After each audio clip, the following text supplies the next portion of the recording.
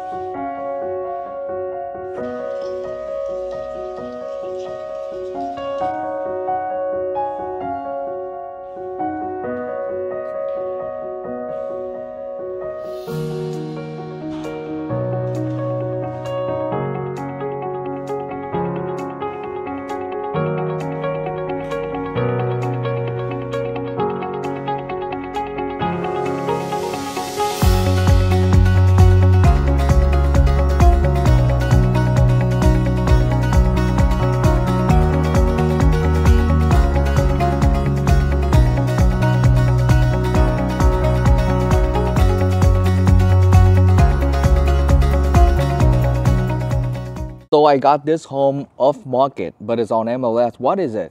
I think the wholesaler nowadays call this a novation. So what it means is the wholesaler, they trying to get a deal, they go knock on the door, they knock on every door and trying to lock a property in a contract at a certain price. And then in the old school way, they put that contract into a pool of investor or cracklist, try to sell the contract. So wholesaler is basically a cò in Vietnam. They're trying to get a deal, they try to get an investor, they connect both sides and make some profit in the middle.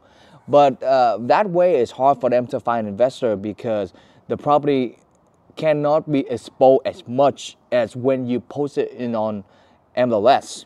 So the new way to do this is I see a lot of wholesalers when they lock a contract, a property in a contract, and then if the seller is easy, they don't care if the wholesaler makes some money, they can deal with the seller to put that property onto the MLS, but they put it under a status called do not show.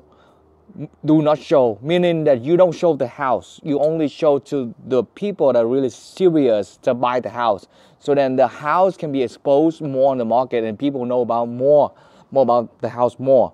So with this house, the listing agent did exactly the same. He got the seller lock-in contract. He put the house on the MLS, but he put do not show. Don't put any information or don't put any picture or photos. And then he just start calling all a good agent or top agent to try to make their connection works. And then I was one of the one that they call. And he called me. I said, yeah, I have the client right at this budget because he told me that the seller wanted to sell this house somewhere around 1 million to 150. And at first they say 150. But this house has some risk that we have to know and we have to really analyze very carefully before we get into the contract, which I'm going to tell you right now. All right, so the seller bought this house back in 2020 for $775,000. It was an old house. He remodeled it and he fixed it. But then when he bought it, he knew that this house had a complaint to the city. So what happened was the previous owner before the seller has done some fixing to the house that has no permit, which is remodeling the main house, converting a garage, and building an ADU in the back, the shed. I don't know if you see the shed over there. Whatever they call the ADU or the shed or the whatever, right? So it's like an ADU. So back in 2023, the seller, the current owner before my client, already applied for permit and legalized the main house. So the main house now is okay, and then the garage is still on the city website. So before we make an offer onto this, I like to, point out all the risk of the house. What risk that the buyer will face if they buy the house. Okay, so the garage isn't converted, right? For some reason on the website it say the garage is converted. It isn't converted, so I know for sure it will be clear there's no risk with the garage. Okay, as you can see, it's still original garage. So right now, like 2 hours ago, I called the code enforcement, and then they say, yeah, the garage is clear because we already checked all the permits. So the main house, the garage is clear. Now the only problem is the ADU in the back. Now, when I get into this, I know for sure that you cannot legalize the ADU because when they do the foundation, they use the rebar number 3 when they're supposed to use rebar number 4. So in order for us to legalize the ADU, even if we apply for permit, we have to tear out the whole thing and redo the foundation, which costs a lot of money. The advantage of having a unpermitted ADU is the ability to legalize that. So it saves you a lot of construction costs. But in this case, if you have to rebuild from the beginning, then that's, you know, there's no point. So I told them, if you get into this, if you're lucky, you can keep the ADU as a shed for you to like put stuff in there, and then maybe you know, after you clear everything, maybe you fix everything, you do whatever you want, but your family member can live in there, or you can, you know, I don't encourage people to rent out a unpermitted ADU, but yeah, who knows, they might do it, right? Because this cannot be legalized. By looking at it, the foundation is not the right rebar, and the setback is not correct. So the setback now, if I remember right, a setback is 4 feet now, but before it's 6 feet. But right here, you can see the setback is only like 2 feet.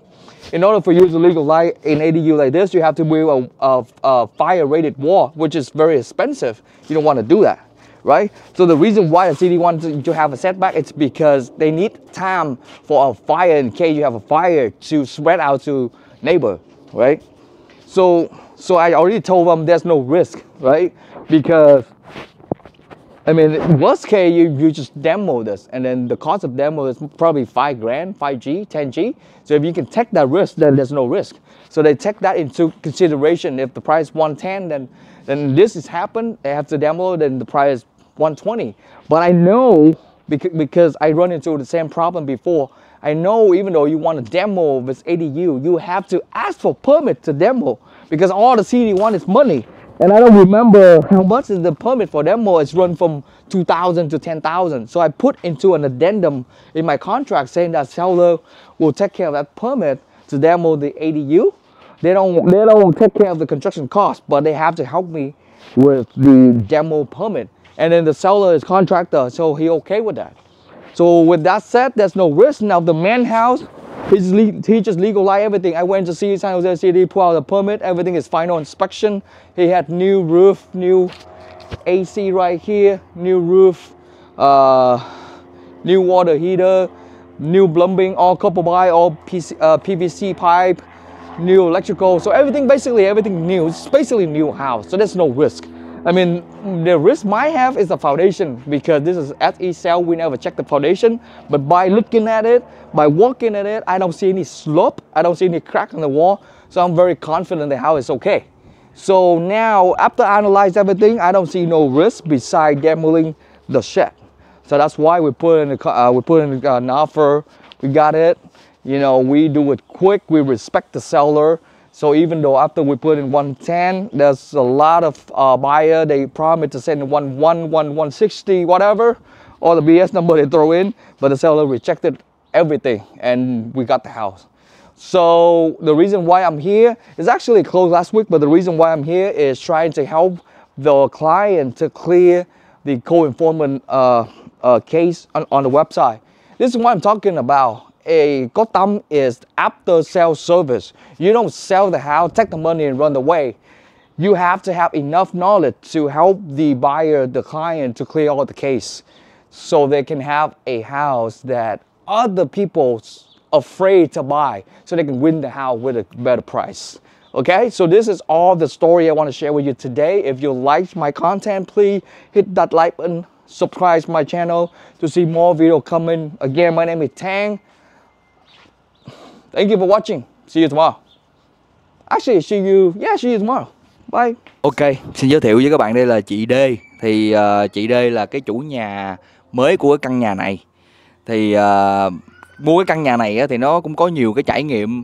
Nói chung là cũng phải hiểu nhiều về căn nhà này mình mới dám lấy những cái rủi ro đó, đúng không chị D?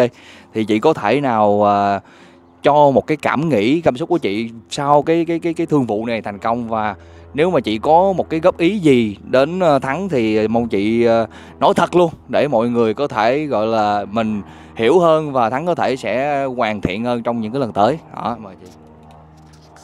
Đầu tiên là cảm ơn Thắng đã đồng hành với mình trong cái suốt quãng thời gian tìm và mua nhà ha. Mình thì biết Thắng qua một số cái YouTube video từ mấy năm trước. Mình thấy Thắng có nhiều kiến thức về xây dựng rất là cần thiết trong cái quá trình mà giúp mình tư vấn để tìm kiếm cái căn nhà phù hợp với gia đình của mình. Trong quá trình làm việc thì cũng có nhiều lúc mình yêu cầu đi xem những cái căn nhà mà nó thực sự nó không có nằm trong cái khoảng giá mà mình có thể mua được, hoặc là nó không có thực sự phù hợp với cái mục đích sử dụng của gia đình mình, nhưng mà mình muốn xem để tìm hiểu thêm về thị trường, để biết thêm nhiều thứ. Nên mình cũng tò mò thôi. Trong cái quá trình đi mua nhà, Thắng vẫn rất là hỗ trợ và không có cảm thấy là nó không cần thiết. Thắng rất là cố gắng chiều theo cái ý kiến của khách hàng, thì mình thấy rất là quý cái điều đó. Mình thấy thoải mái khi mà liên hệ với Thắng để đi xem này kia, mình không có cảm thấy phiền hay gì đó, nên là rất là thích cái cách làm việc đó của Thắng.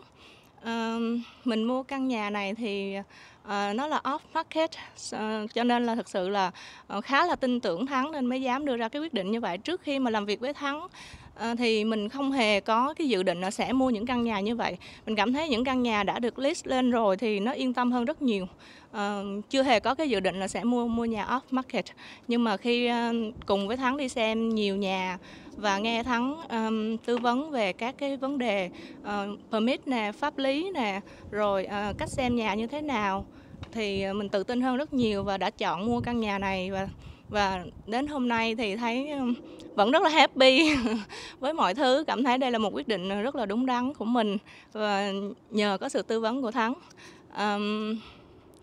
Đó là những cái mà mình cảm thấy rất là hài lòng trong quá trình làm việc với Thắng. Còn khuyết điểm hả? Thực ra thì cũng không có cảm thấy có khuyết điểm gì đặc biệt hết á. Nên là mình nói là không có khuyết điểm thì mọi người sẽ nói là chỉ có biết khen thôi, không có biết chê, nó cũng hơi kỳ. Nhưng mà thật sự là mình cũng không có thấy có cái khuyết điểm gì hết. Hiện tại thì mình cũng đã có giới thiệu Thắng cho một số cái người bạn và người thân trong gia đình khác. Nếu như mà Thắng muốn sau khi hợp tác với những cái người bạn và người thân khác trong gia đình của mình, có thể quay lại làm một cái review khác để xem là có cái cảm nhận giống mình hay không. Nhưng mà riêng bản thân mình và ông xã của mình thì rất là hài lòng trong suốt cái quá trình tìm và mua nhà vừa qua. Thì chúc Thắng có nhiều thành công hơn trong tương lai nhé. Rồi, cảm ơn chị Duy rất nhiều nha. Chị Duy nói cái nghe bể luôn mũi luôn. Rồi, cảm ơn chị rất nhiều.